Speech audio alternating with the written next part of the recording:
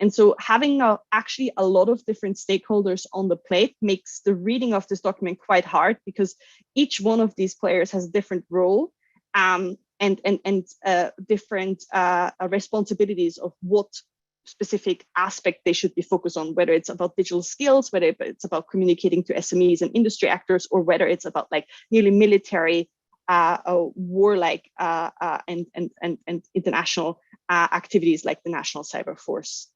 A few more bits and pieces before I will hand over to my colleagues. I thought it was very interesting to also look at the kind of graphics that are used. Again, from my perspective, a clear transition from what we've seen from the previous one. There's more diversity. We see actually human faces. It's not just a faceless document. You see women, girls, minority groups, and also have features of people in the document, which I think makes it more aligned with what this strategy tries to do, of not longer be just siloed in a security focus, but a broader, as they call it, society as a whole approach. For those of you interested in figures, there's also finances accompanied with this new strategy. So previously, £1.9 billion were set aside for the National Cybersecurity Strategy in 2016. Now we have 2.6 billion. So that's a really big increase, and again showcases the interest that the UK government has in expanding its, as it itself calls it, cyber power. I also thought it was fascinating. I'm curious to hear my colleagues. There were a lot of terms where I thought like, is that have I not heard about this term before? Like crypt key, data policy, a lot of fancy terms that they brought forward. So really worthwhile going through that document and analyzing those. As what I think is actually, and IoT, from my personal interest, is quite prominent, but what I felt was missing from all the technologies that they are discussing, from blockchains, quantum computing, artificial intelligence. One thing, and I think that's quite surprising considering what Facebook has recently done, what is, from my perspective, omitted is XR, extended reality, VR, AR, not being mentioned anywhere in the document, which I think is quite interesting, and I wonder why this is the case. Yeah, I think there's a lot to say about like what's not in the document. Like there's a lot of questions around export and like the need for the UK to make sure that like its technology is being used and its standards being used. But for example, I didn't see any reference to the Wassenaar Agreement of export controls, which I thought was also a big omission here, because if we're asking to be more at front with like our offensive capabilities, we must also ask the question: are we not creating, tools that may be sold and exported to regimes that, are not very friendly with human rights? And that connects to the other aspect, that human rights is quite prominent in the document, but still there's these countries that the UK has historically a lot of relationships with that have not upheld those human rights. So I wonder, like, if one thing is saying that you will follow and want to aspire to have an open and transparent internet and digital policy strategy, and the other thing is like still doing stuff in the background that might not be very aligned with human rights dimensions. Yeah, and the last point on me, and as I say, I could say far more, but I'm sure my colleagues have more to say. I personally was very happy to see this human element to come out more in this strategy. My personal work is on how technology is being abused in intimate partner violence situation, and I was very glad to see a reference to the Computer Misuse Act and its applicability to such instances, and also a recognition that, like during COVID, technologies have been increasingly abused by perpetrators of intimate partner violence, and that there is a role of the UK government to ensure support and guidance. With that being said, though, I felt it lacked on a concrete referencing point which department will take over this, whether it's the National Cybersecurity Centre or police forces. And so I felt this was just a nod, but it didn't went far enough. And yeah, I think, there's so much more to unpack. So I will actually hand over to my colleagues and look forward to an exciting discussion. Thank you so much, Leonie, for introducing it and also setting up a great discussion already. Joe, are you happy to go next? Okay. Yeah, thanks very much, Amy, and thanks very much, Leonie. I'm really glad that you asked Leonie to go first, because I definitely wasn't prepared to give that kind of cogent global view of everything in the strategy. I've just got a list of bullet points. No, I thought that was a really good way to start off. I mean, I'd probably start off by saying that on a really kind of minor kind of point, I would regard this as the fourth iteration of cyber strategy. It's definitely the third produced by a conservative-led or conservative administration. But if you count it, the 2009 cybersecurity strategy is arguably the first published one. And I think that's interesting, because I think, that there is a lot of continuity across all four of those strategies. And for me, I think the big point at which you do see a shift is between 2011 and 2016. So I think that the 2021, or I know on the front page it's the 2022 strategy, but it's published this year. It feels to me quite similar in a lot of respects to the 2016 one, and actually it describes itself in a lot of ways as building on what has been done since 2016. So I see that as if you're trying to brigade them together and see similarities and differences, I think there is actually quite a commonality or a consistency of analysis across the four strategies. But I think there is a shift in particularly the sort of the government's perception of its own role as a more active interventionist, sort of shaping convening power in the cyber sort of landscape from 2016 onwards. Whereas I think you see more of a kind of like a higher level, lighter touch, laissez-faire kind of approach in 2009, 2011. Not that they didn't announce new and interesting things in those strategies, but I think there's a difference of approach and tempo from 2016 onwards. So I think that's the first thing I wanted to say. That the second is I think there are a number of lines of effort in the 2021 strategy that are the same as 2016, but there definitely are differences of emphasis. So the international piece, whether that's sort of regulatory diplomacy or the UK's international leadership, that's definitely emphasized more than it was in 2016. International is there in 2016 and 2011. The 2009 strategy, I think, talks about international partnerships, but the way that they talk about it, the role that it plays in the totality, is, I think, different this time around. And it mentions the science and technology superpower language from the integrated review, which I personally wouldn't use that phrase, but the integrated review did, so it's fairly logical and understandable that they would as well.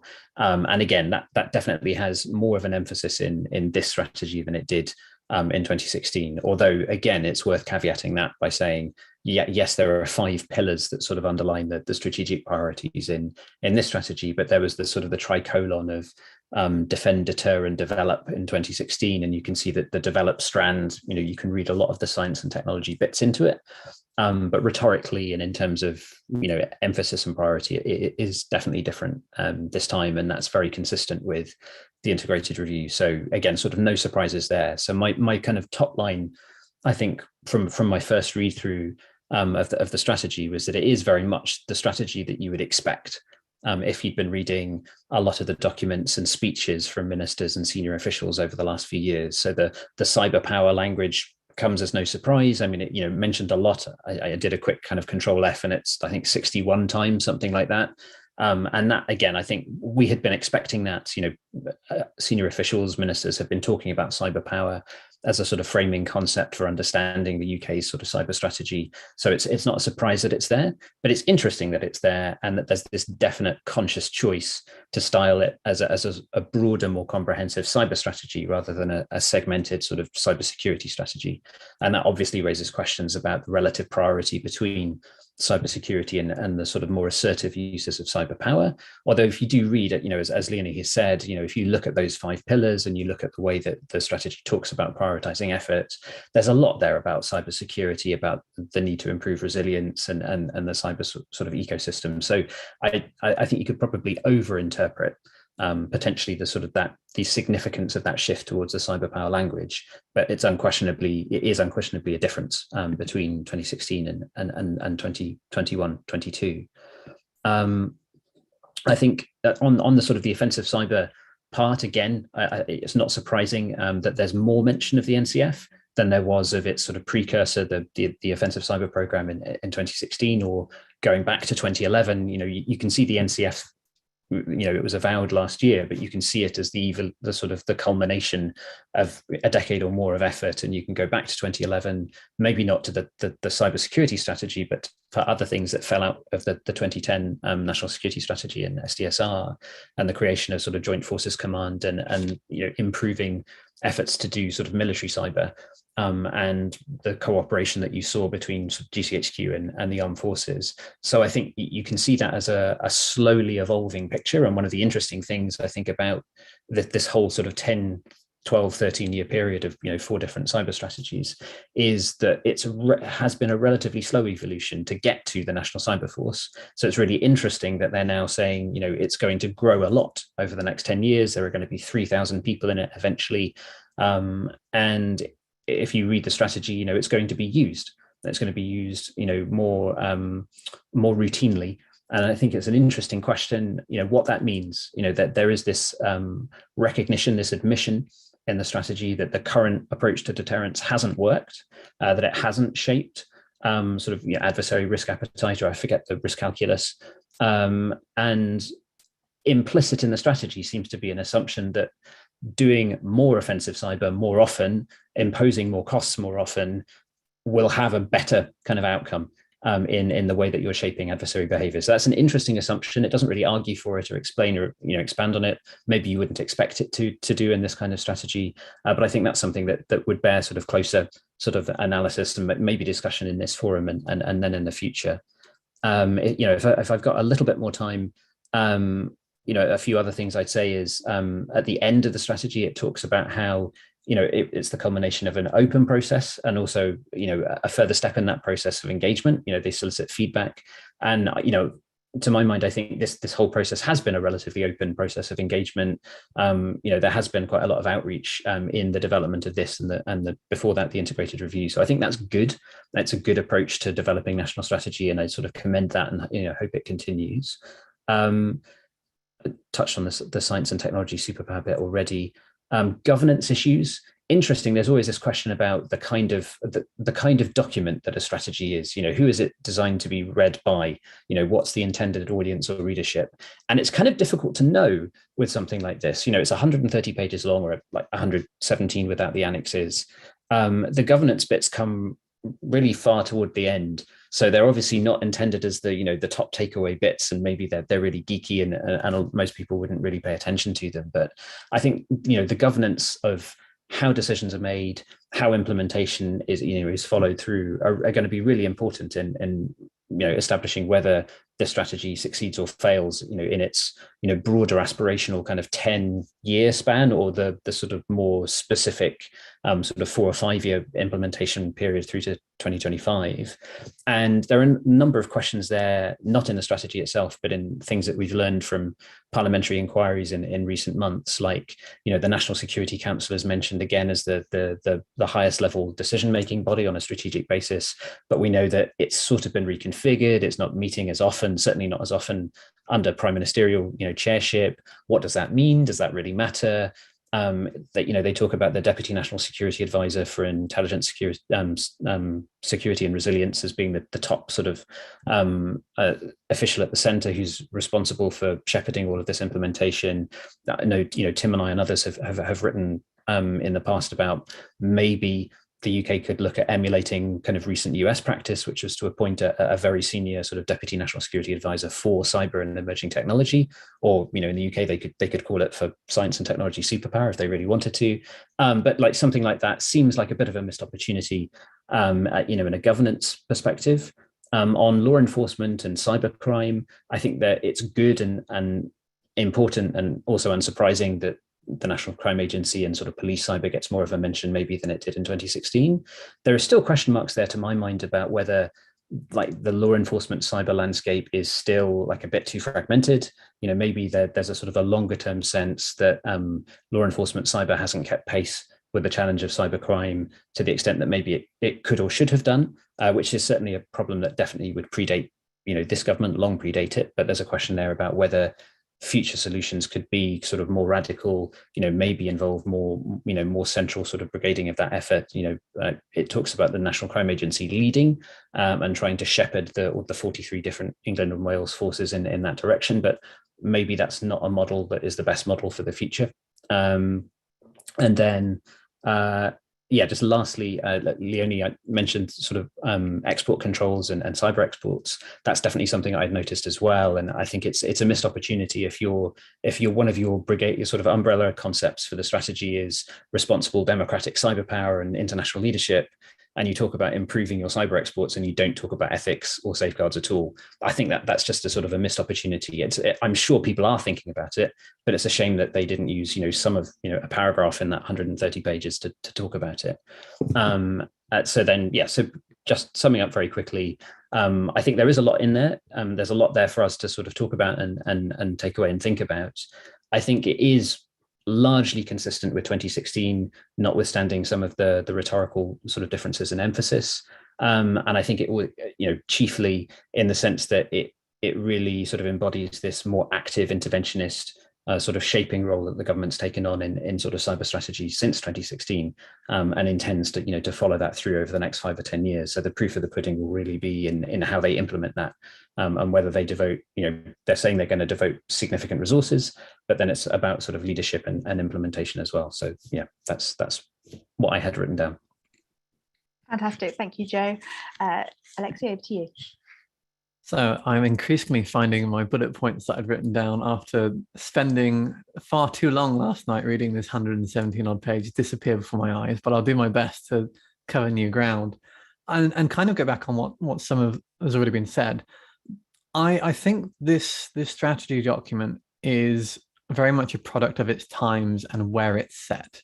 It fits within the context, and you can see that both in the kind of areas it seeks to engage with and the nods it gives to the kind of the arena of British politics, as it were. So there's mentions, or implicit or explicit, of things like levelling up. There's a very explicit regionalisation and moving out of powers and resources to the devolved powers, to regional groups.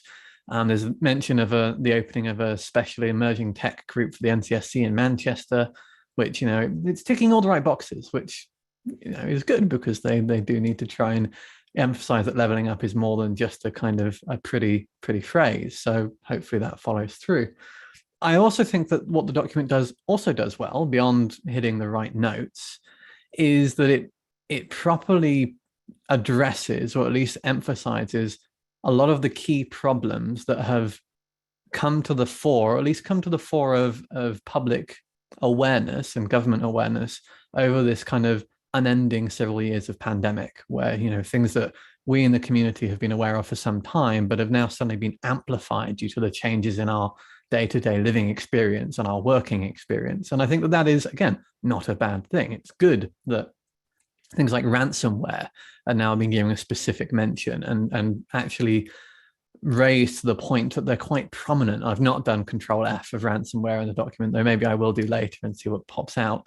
But it's good that these areas are being covered. It's good, for example, when they come to their set of case studies of attacks and incidents that this strategy is designed to interact with, they reference ones which are modern. We're not referencing Stuxnet anymore, thank God. So we've actually got SolarWinds in there. We've got the Microsoft Exchange hack. And it's good that we're being modern in the context being applied here. That's encouraging to see. I hate to say, unfortunately, it's after that where it goes wrong, because the next step for me is who are the actors involved, who are the groups, the individuals, the subsets of society and our economy and our government that should be engaged here, and what are the relationships between these actors and the problems identified. And it's these two latter stages where I think this begins to fall apart. And I can give a couple of examples of that. So there's this whole of society thing creates this understanding that it's no longer cybersecurity, it's cyber, which is intersectional. It fits in economy, in health, in business, in everything. Fantastic. So that means that we've now got an increased personal responsibility, and there's a laying out in the layers of the internet document that's in the early section of it, which I could take apart for an entire hour by itself, but we won't do that. There's a whole section which essentially lays out one layer, which is about personal accounts, essentially. So your personal presence on the internet. Okay, that's an interesting way of layering it. But there's also a layer which is obviously meant to be about industry or private ownership. So particularly targeting here hardware components. Now, this to me, again, is going, yeah, business is important. We need to shift responsibility where necessary onto business. And there's talk about incentivization and these sorts of measures. But there's also at different points in the document talking about slightly different but related problems, a recognition that business doesn't have the capacity, either in terms of recognizing the economic necessity and benefit, or in talent to actually solve these problems. And that interplay is never solved, is never addressed. Each of these problems are solved in isolation in the document without recognizing that the solution offered to this problem further amplifies the problem in another area. And that to me is something which needs to be done in more detail. And in other senses, we talk about the relationship of industry. And I've been banging on about this for almost a decade, which is sad now that I think about it, but explains the increasing amount of gray hair I see in the morning. But there's no longer an absence of industry in this document, which is good because it needs to be included and it's throughout. The problem is, I think that there's increasingly a push of, well, it's not our responsibility, it's theirs. There's, for example, reference to, there's a whole paragraph section purely on large tech companies, particularly service providers. And this is obviously in reference to groups like AWS and Google and other cloud providers and such. And it says that these companies have a greater responsibility to be, I think it's secure by default is the concept here. Now, I would suggest that AWS is likely has more talent and more expertise in being secure by default in its services than many of the government services that are now in 2021-2 being suggested you'll get more money. So why is the responsibility being shifted onto them rather than the responsibility on government to learn from them? It seems to not completely marry up in my mind. The talent bit, again, really bugs me because I've been trying to plug this idea for quite a while, is that having offensive or defensive, even if you want to use that separation within cyber, I mean, that's a different kettle of fish and a different problem. It requires technology and the capacity and expertise to use it and design it, right? Now, government is beginning to realize, and it recognizes this in this document a lot, that it doesn't possess the talent. It might be able to buy the technology, but the UK needs the talent and doesn't have it. And it talks about, quite rightly, all the fantastic things we've done to begin educating the next generation of people to fill in these kinds of roles in government and in the public services and feed into the industry that the UK is science and technology superpower. Again, we'll bank that one to one side. But what it doesn't talk about is retention.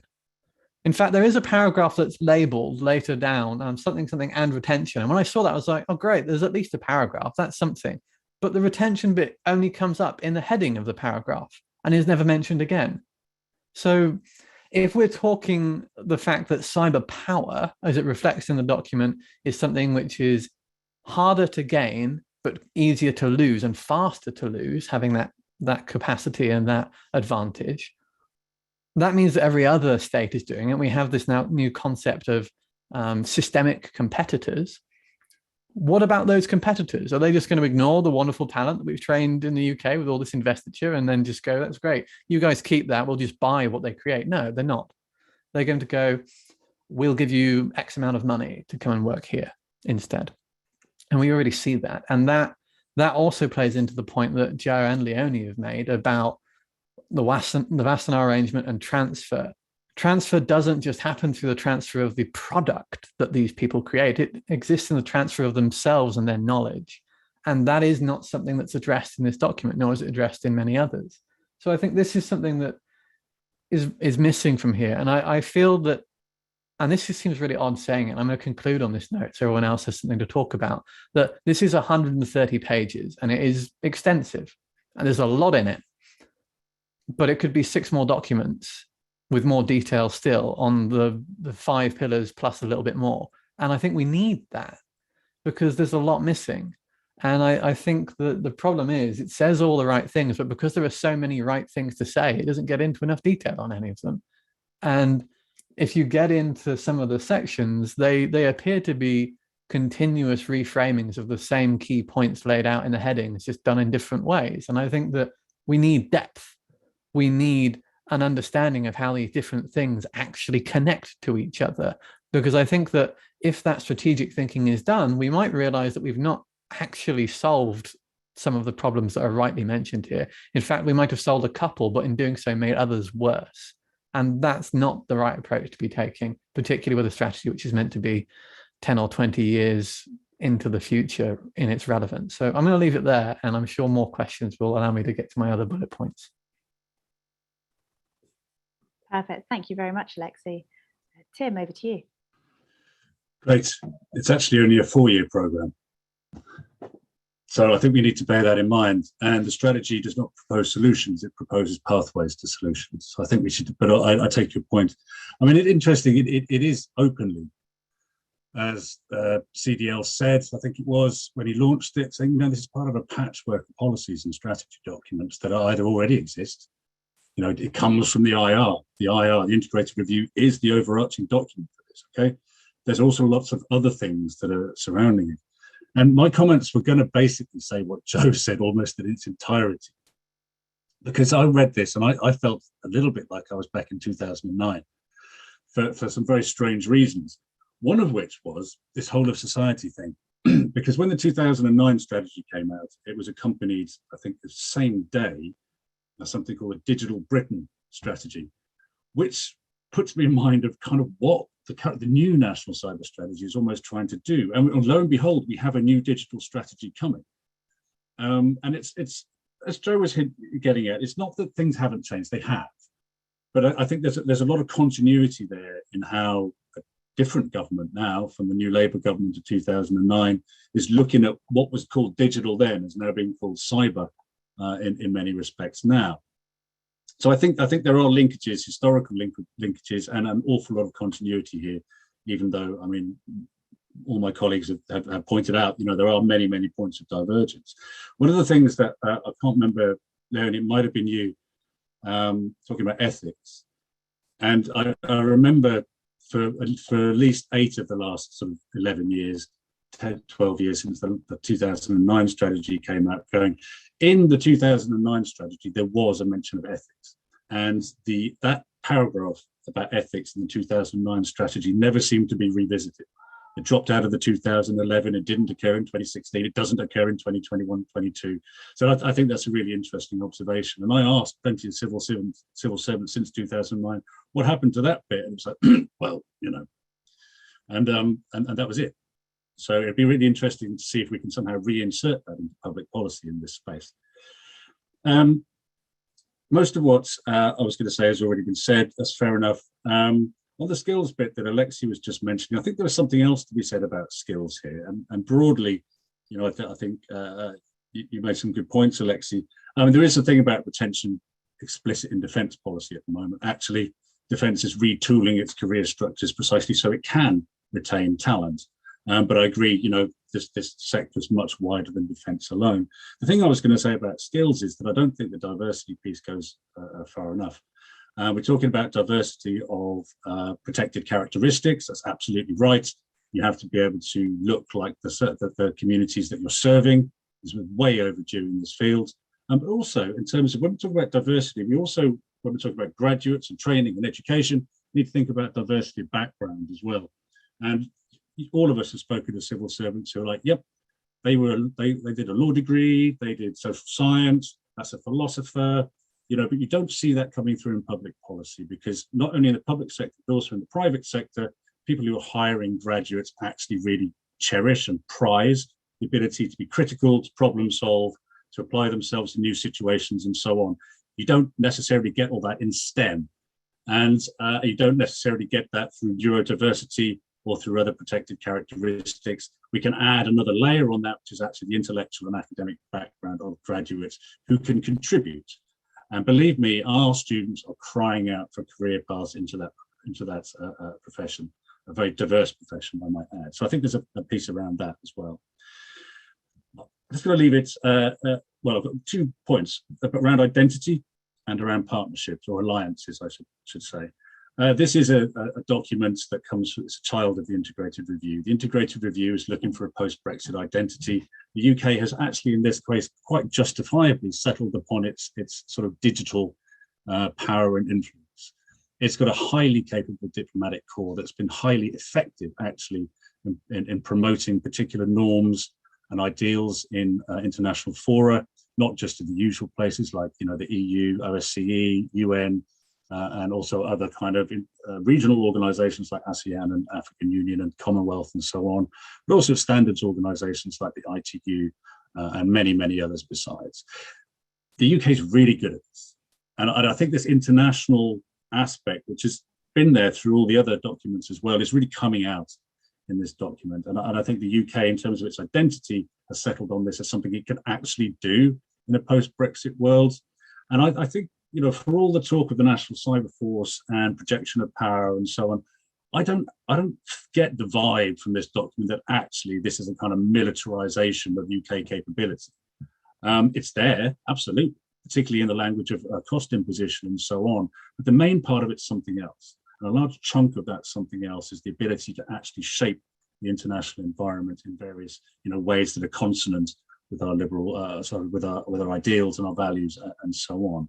So I think, you know, but at the same time, the UK is setting itself apart in this document. There's quite a few mentions of an autonomous cyber sanctions regime. Well, what on earth could that mean in this context? It means not EU. And I think that's very, very clear. There's other ways, actually. It's not just setting itself apart from the EU, it's also setting itself apart slightly from the United States. The language of the last defence white paper, the integrated operating concept, was absolutely chock full of persistent engagement language. That does not occur in this document, not once. And I think that's quite significant. In practice, the US and the UK are like that. They absolutely are. But when it comes to doctrine, which is actually going to govern operations in this space, I think the UK is actually saying, we're not wholly on board with the US approach to persistent engagement. Even though we broadly understand the environment in the same way, we're looking to do something slightly different, perhaps, or perhaps we just can't sort of fully align ourselves with it for some other reasons that I'm unaware of. Perhaps around capabilities, perhaps around resourcing, I don't know. But there is a distinct shift there. And the National Cyber Force is not necessarily being set up to be like US Cyber Command. So I think, you know, we need to keep a watching brief on that. But I'm going to leave it there. Andrew, I think over to you.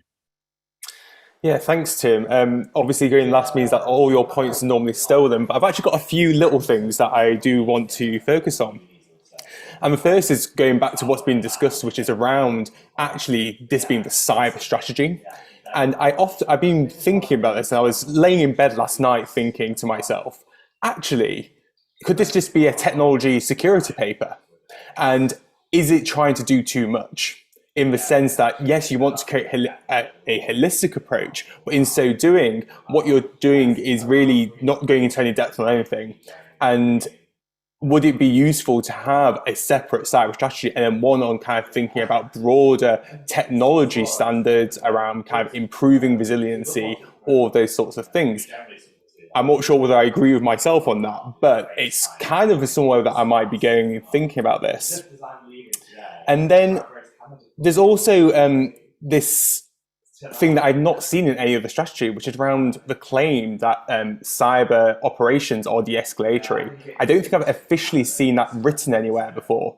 And it's quite an interesting move in the cyber strategy to have that there, in that it shows a very clear positioning of what the UK thinks cyber operations can do.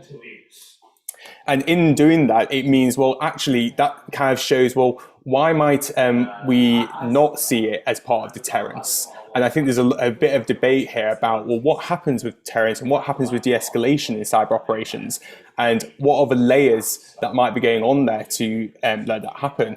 And I think this points to what Tim was saying around saying, actually, the UK strategy isn't like the US in that it's not a grand strategy. There is no grand strategy there.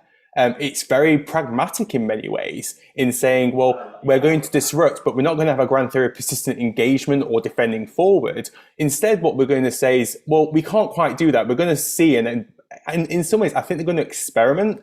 The National Cyber Force isn't going to be US Cyber Command. I think there's still a lot of working out there about actually what works and what doesn't, and we're just going to see.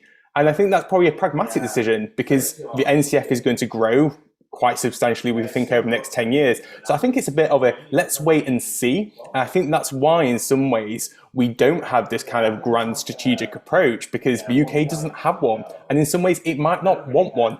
I think it's a calculated kind of decision to say, we're going to disrupt. We understand the environment in very similar ways to what the US does, but we're not going to engage in the same way. And I think that comes through when there's a quote which says, impose more meaningful consequences. And that's quite different, in my opinion, to imposing cost, because cost for me is a much more of a militarized term, whilst more meaningful consequences envelops cyber operations with a broader diplomatic, societal approach, the whole of society. So it's trying to pull multiple levers in a very different way to what US strategy is doing, or at least how it kind of comes across within its cyber strategy. And I think one last note was how interesting it was that in the ministerial foreword, there had to be real strong articulation that it's still about security.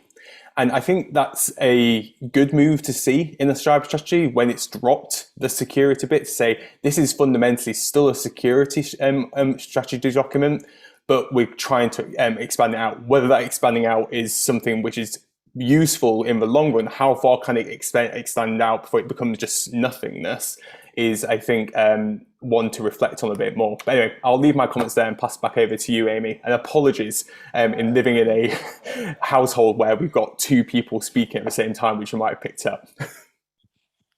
No worries at all. That's great. Thank you all for offering up your thoughts. And I think you've all highlighted quite brilliantly how huge this document is, how many different aspects there are to pick up on, and how we could all be here talking through all of next week about it too. So there are many, many categories of questions. I think the first question I'll bring up will hopefully draw in some of the questions from attendees too. And it's about, in your perspective, and you've addressed this slightly, but how do you think strategy aligns the UK along with its allies in the international landscape? So both with the US, but also with this kind of dampening of reference to the EU, for example. How do you think the UK is putting itself forward with this strategy? And I'll just let you, Alexa, you have your hand up, and then go from there. So I echo what I think a lot of us have said in the terms of, in practice, this lines up, aside from the doctrine, with what the US is doing anyway. There are bits, and this actually goes to what Leonie said at the beginning and has come up again, is that the absence of the EU in this document, when it talks about imposing costs and consequences, and when it talks about this autonomous attribution process, this is one of the things that doesn't quite sit right with me, because the document makes it very clear that this is an international component, that, creating norms and technical standards requires international cooperation. It talks about allies, but it doesn't seem to specify well enough what it means by allies and which ones, and who are appropriate working together with what. And the ones that I would expect to see there by definition, by default, aren't. So the fact that the autonomous attribution regime, what about the EU cyber attribution package? It's very well developed. It's worked quite well. And in fact, the instances that they talk about the UK doing it, the EU, if I'm right, actually joined in on anyway. So why frame that differently? That seems to me not to be fitting with the wider context. So I think that is a discussion that we need to see brought out more as this strategy becomes discussed or opened up in government. So who do they mean in terms of to ally with non-authoritarian states? By what definition do you use for authoritarian?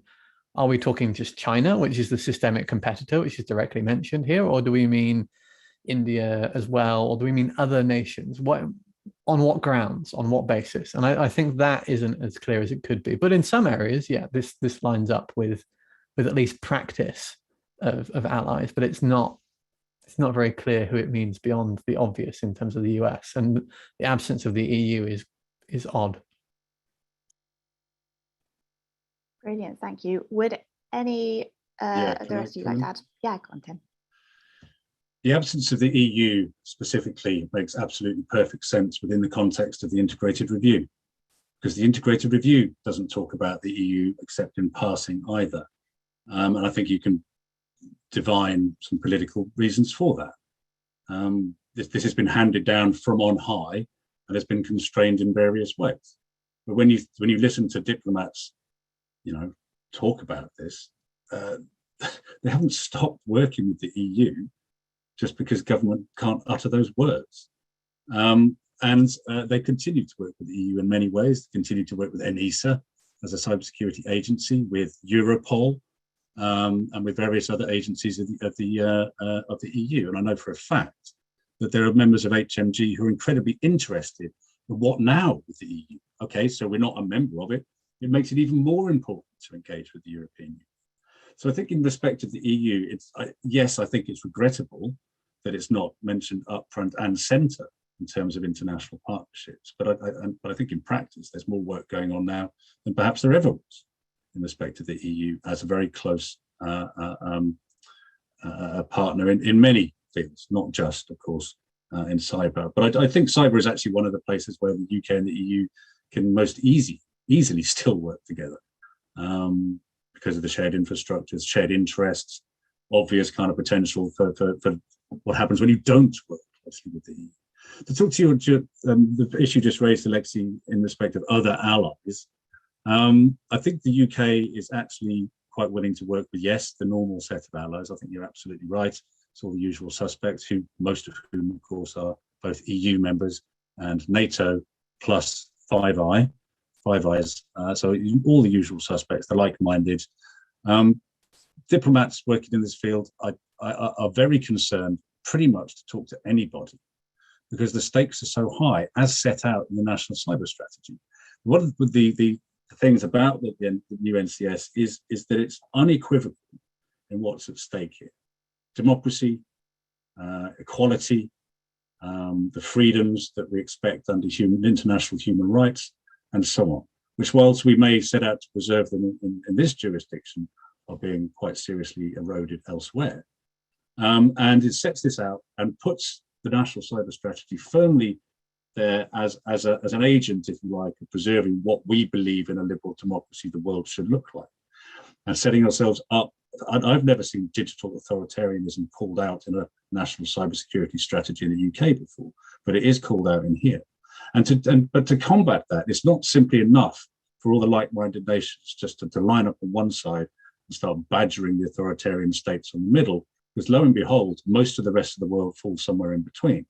And the task of UK cyber diplomacy and diplomacy in general is to talk to that, not only to your adversaries and competitors, Russia, China and the like, but also to all the states in between.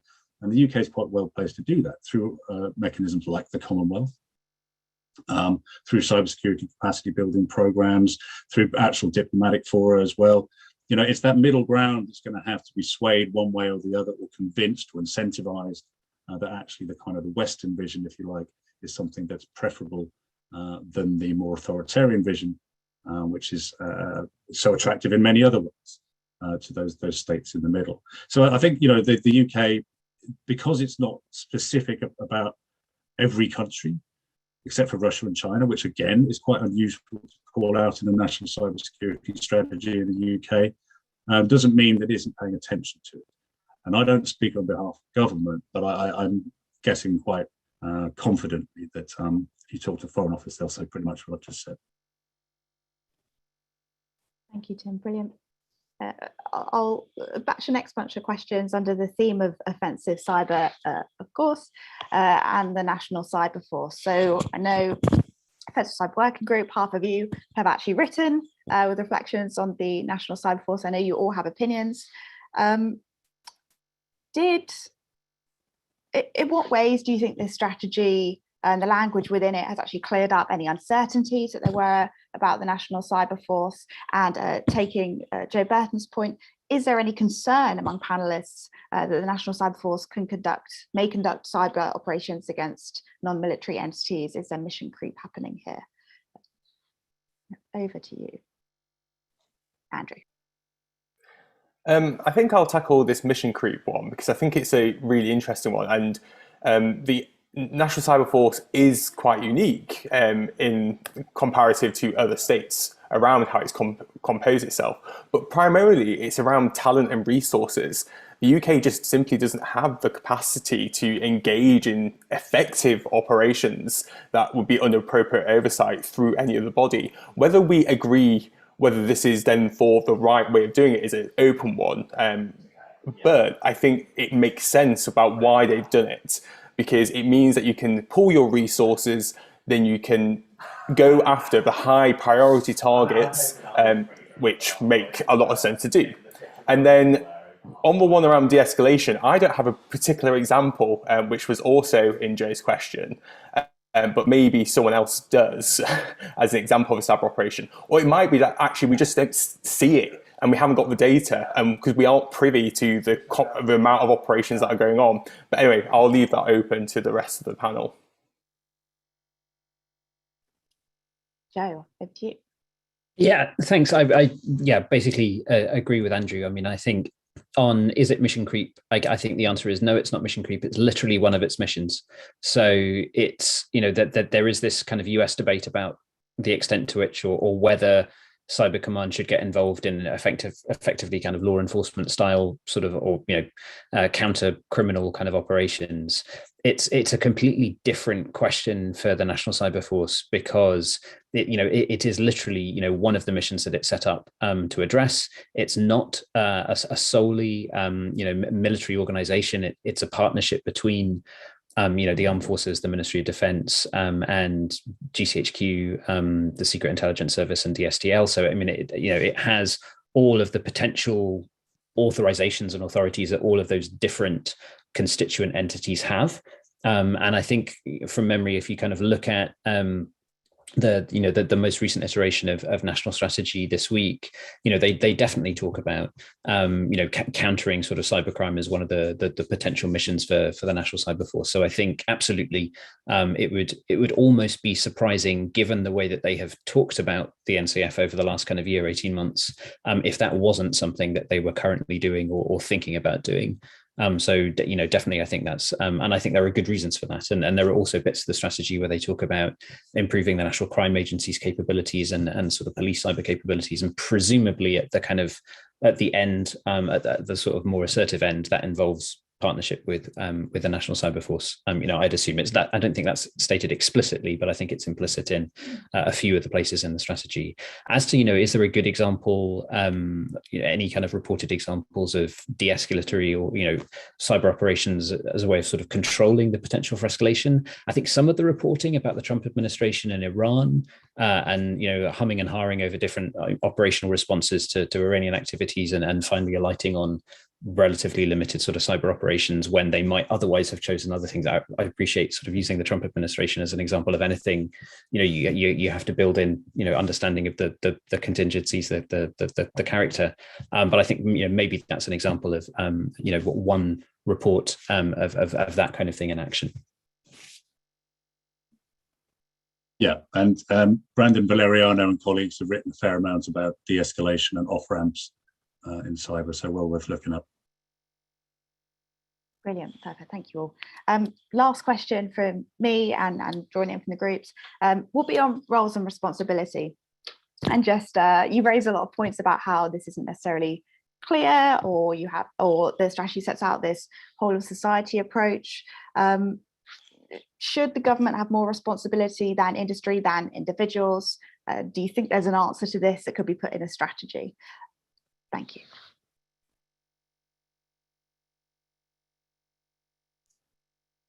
Well, that's, sorry, could you ask that again? Yeah, sorry. So the question is about responsibility and the way the responsibility is spoken about through the strategy. So the question is, do panelists agree with the whole of society approach? should government have more responsibility than, for example, small to medium enterprises, than individuals in respect to cybersecurity? I think that's a really interesting question. And I think again, part of this matrix of policy that's going to be coming out, we've got the National Preparedness Plan, we're going to have a new National Resilience policy / strategy as well. And I think it's always problematic when we talk in whole of society terms. I've made this point repeatedly, it's not my fault if a bad attachment, which is my email client, should I click on it? Why on earth should I be responsible for it? It's simply not my fault. Okay, it's Gmail's fault, or my work IT posse. It's not my fault that it's in there. Okay, maybe I could be better educated about what I do when it's in there before I let it rip through my organization, but it's not my fault. And when we think about responsibility and resilience, there was a temptation in resilience to kind of push or delegate responsibility down the food chain, as it were, onto the likes of you and me. But it doesn't mean that we don't have a role. And I think it's an open question, and I would wait to see what comes out of the sort of the resilience components of this administration. And see, I don't think government's trying to shirk its responsibilities here. I think it's trying to share them. And we've got plenty of people from the US on the line, and just thinking about all the kind of arguments between the private and public sector in the US going back years and years and years now, around information sharing and the like. And I don't think the UK government is saying that this isn't up to us, or we're not going to take responsibility. I just think it's going to we need more help. And what's interesting, I think Joe said this right at the beginning, and there's always been a point of departure in the 2016 strategy was that, look, maybe it's Leonie said it actually, the private sector isn't delivering, the market isn't delivering the solutions. We actually have to be much more interventionist. And although we're talking today about a 2021-22 strategy, you've just got to look back 5 years to actually a slew of regulation and policy around many, many aspects of digital, most of which are coming out of DCMS, to be honest, about trying to get companies to be responsible for their networks and their systems and the products that they bring to market, but helping them to do it, trying not to regulate, but actually being forced to at the end of the day. A government can't do everything, therefore it shouldn't be totally responsible for everything either. And when the networks and systems are basically owned and operated by the private sector, the government is in a position to help. And if the market won't respond, then it has to intervene. And I think that's what's going on here. But I do think, there's a whole kind of slew of issues here around resilience and kind of public-private and so on. But anyway, I'd be interested to hear what anyone else thinks. Brilliant, thank you. Should we do Andrew, then Alexi, and then probably have to move to wrap up? Andrew, to you. Yeah, I think it's unfortunately just one of these shorthands that's gained traction. So it was quite interesting. The whole of cyber didn't exist in this document, which it did in the integrated review. Where did that go? And I think it's just one of those things where it's basically just doing what you conventionally expect government to do. It wants to work with industry, and it wants to leverage government to work with people.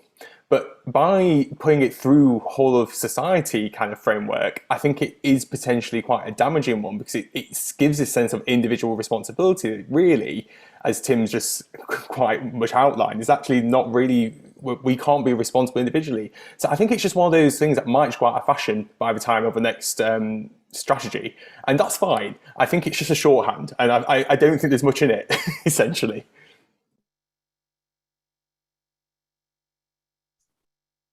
Wonderful, thanks, Alexi. So I think I'd kind of agree with both of the last two answers to this question, is that I can see why it's there. I'm also glad that the whole of cyber thing has gone, honestly, because I didn't want to really have to unpack that any further. But I'm glad the whole of society thing is there, because it does, for me, better frame the concept of why we're talking cyber rather than cybersecurity. And I think that's fine. But it's when that interacts with responsibility, there needs to be recognition that responsibilities are not equal across society. That you can't be responsible for something which you are unaware of. Therefore, there is someone whose responsibility it is to make you aware of that thing as one component of that. And alongside what Tim has just said is that you can't be responsible for something that you did not put in front of yourself, that someone else is further up the chain. So I think that the term could be helpful, but it it means that if that's the one we're going to go with, which great, it means that we need to consider what are the components of this whole of society, business, bits of business, because they separate out to like large tech and small tech. Okay, fine. And what responsibilities go with that? And then once we've worked that out, then we can be clear and make sure that the state incentivizes those who have responsibilities they're not doing to do so. And we on the kind of pointy end of it can hopefully have the smallest bit of it to deal with. I suppose us in this room have a slightly different role to play, but I'm not going to let that keep me up at night for too much. But I think it has utility, but we need to further unpack who's responsible for what, and then we can work from there. Brilliant, thank you. And quite a nice holistic note to end on as well, especially given the breadth and scope of everything that we've spoken about in the last hour or so. We have passed our time slot, and I think I just want to extend a huge thank you to all of you who've spoken today. There are many questions in the chat I didn't ask. We didn't even touch really on some questions around the export controls, around talent. I know we could have spent a long time talking about those. But other than that, I will wrap up. I'll hand over to Andrew briefly. And what I will do, I'll just paste in the chat, everyone, the website and the Twitter for the Offensive Cyber Working Group. We have more pieces, both the blogs, both events and papers that do come out via there. So if you're interested in this kind of conversation, please do follow us there. Andrew, I'll let you wrap it up. Yeah, thank you, Amy. I think I get the privilege of saying that the last question was quite interesting, and we won't have time to answer it. I won't provide a comment, but just to put it out there is, does the UK government have a theory of cyberspace, and does that matter? I think that's probably something that we can leave that on, because actually my quick answer would be no. But I'll leave that maybe for some writing I might do. So if you ever want to read about why I think that, then I'll leave it there. But thank you all very much for coming today, and thank you to the panelists, of course. And yeah, hopefully we can continue conversations over the next 4 years of this strategy. Absolutely. I was going to say, I have no doubt I'll be seeing your thoughts on this, hopefully from all of you written up shortly. But thank you all very much. It's been wonderful.